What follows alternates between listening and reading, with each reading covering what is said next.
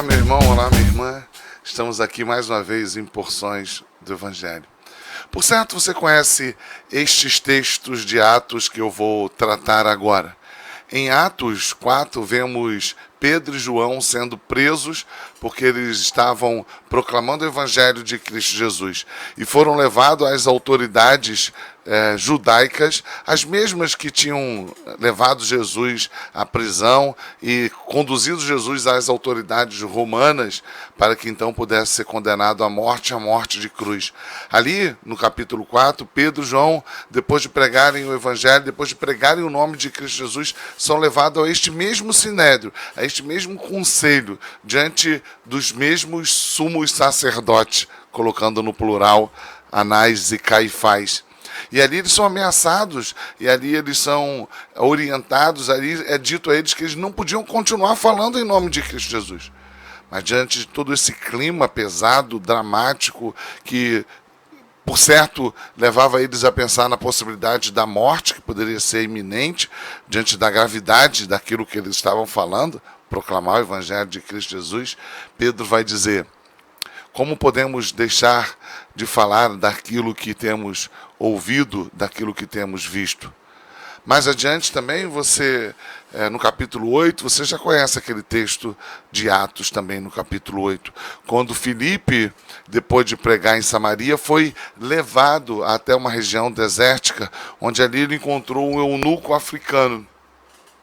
E diante daquele homem que estava lendo o texto de Isaías, Filipe teve a oportunidade de dizer que aquele texto falava a respeito de Jesus Cristo. E ali, em meio àquela situação inesperada, diferente, Filipe prega para ele e aquele homem é convertido. A gente precisa lembrar que foi o próprio Espírito Santo que conduziu Filipe àquele lugar, àquela região onde ele teve a oportunidade de pregar para aquela pessoa. A gente pode lembrar também no capítulo 3, quando os discípulos pregaram, e o texto vai dizer que multidões se converteram, mais de 3.000 pessoas se converteram.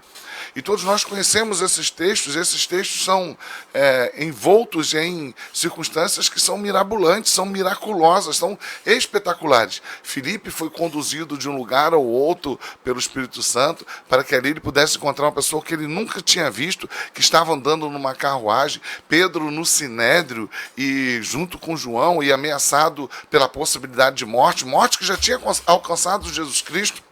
Mas a gente olha também para o capítulo 3, e eles pregando e multidões sendo convertidas. E tudo isso é verdade, tudo isso é importante, tudo isso é interessante que fique registrado e que nós saibamos.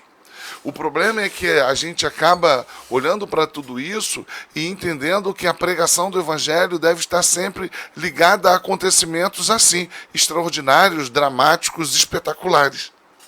E a verdade é que a pregação do Evangelho tem sido, ao longo dos anos, dos séculos, muito diferente disso.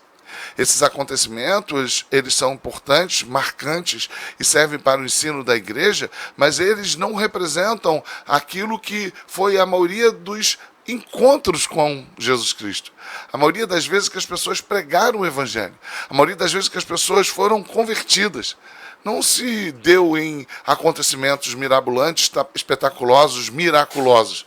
Não foi dentro de um sinédrio ou uma possibilidade de julgamento onde poderia ser levado à morte, ou uma condução sobrenatural do Espírito Santo, ou onde se dá conversões de milhares. Não.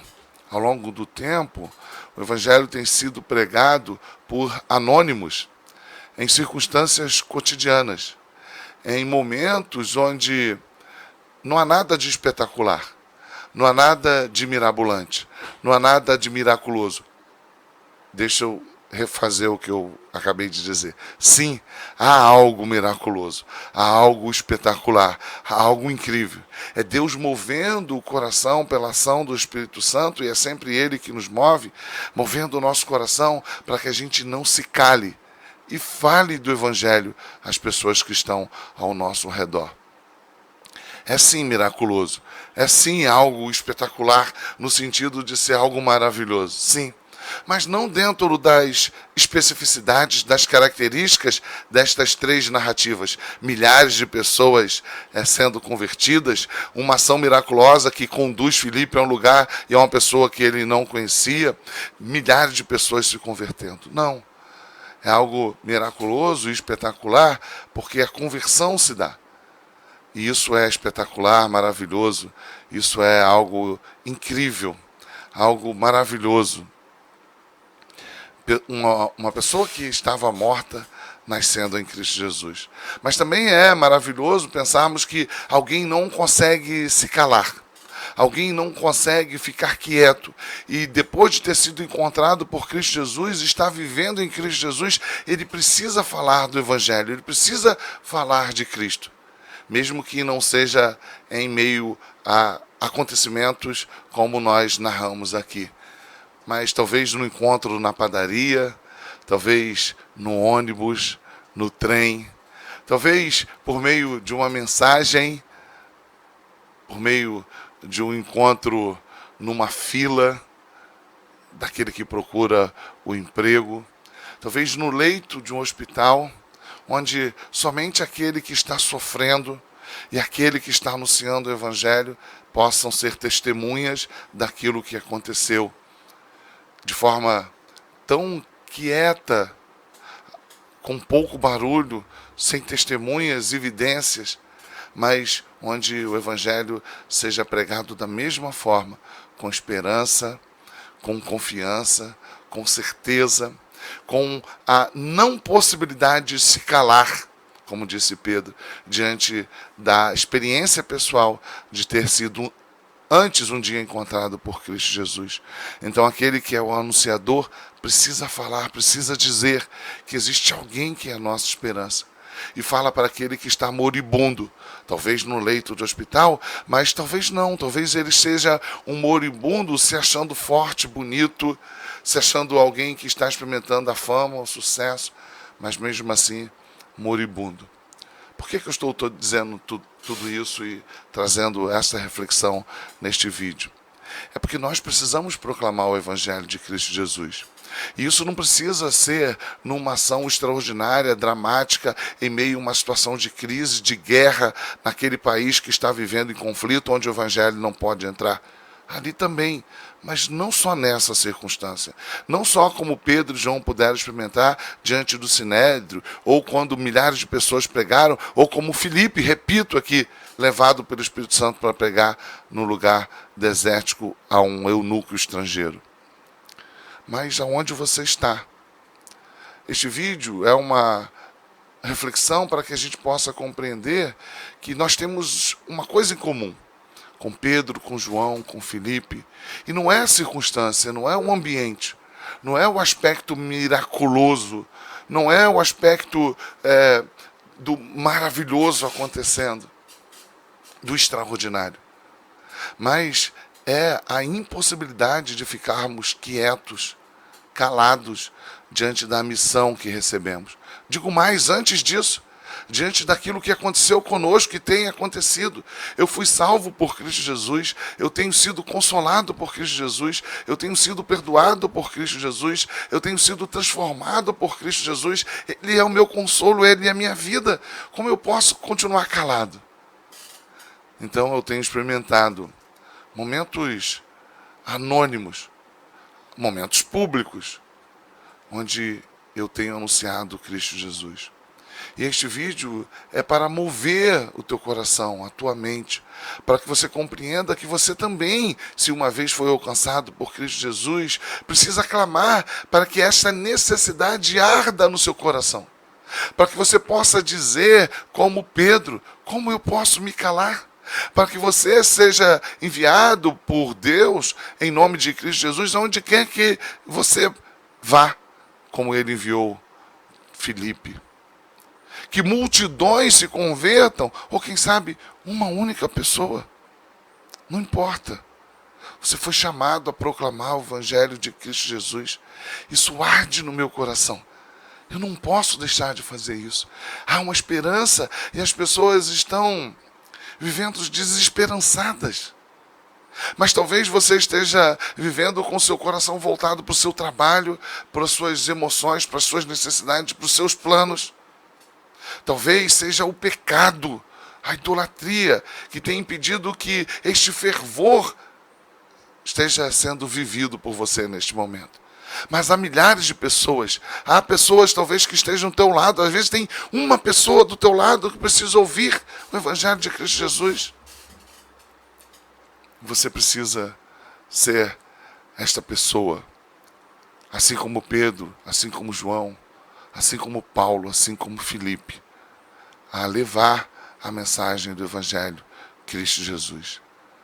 Se a tua vida não for assim, se isso não arder no teu coração, você continuará vivendo com uma lacuna, com uma deficiência, uma carência na sua vida, mesmo que você tenha sido encontrado por Cristo Jesus, porque o propósito da tua vida ainda não foi encontrado, não foi ainda vivenciado por você. Você foi chamado para proclamar o Evangelho de Cristo Jesus. Não fuja disso.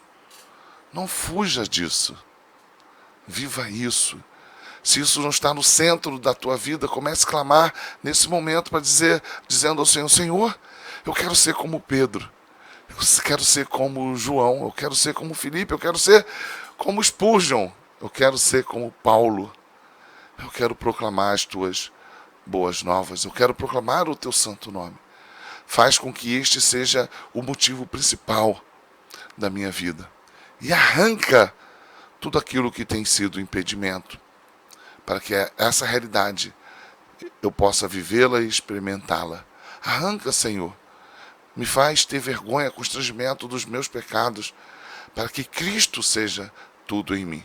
Não importa, não precisa de drama, não precisa de milagres, não precisa de acontecimentos extraordinários, mas faz o meu coração ferver pela anunciação do Evangelho. Mesmo que seja em momentos singelos, anônimos, que eu cumpra o meu propósito e viva para o louvor da glória de Deus, proclamando o Evangelho de Cristo Jesus. Que essa seja a sua realidade. Que essa seja a minha realidade. Que Deus te abençoe e que você possa perceber que você foi salvo em Cristo Jesus para cumprir uma missão. Não fuja da sua missão.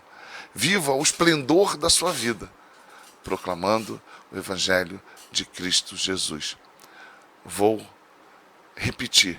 Viva o esplendor máximo da sua vida, proclamando o Evangelho de Cristo Jesus. Em momentos que podem ser momentos públicos, onde você verá muitas pessoas se convertendo, mas talvez em momentos muito singelos, mas onde Deus vai te dar a oportunidade de ver pessoas sendo transformadas, pessoas que estavam mortas, nascendo em Cristo Jesus. Que Deus abençoe muito a sua vida e até o próximo Porções do Evangelho.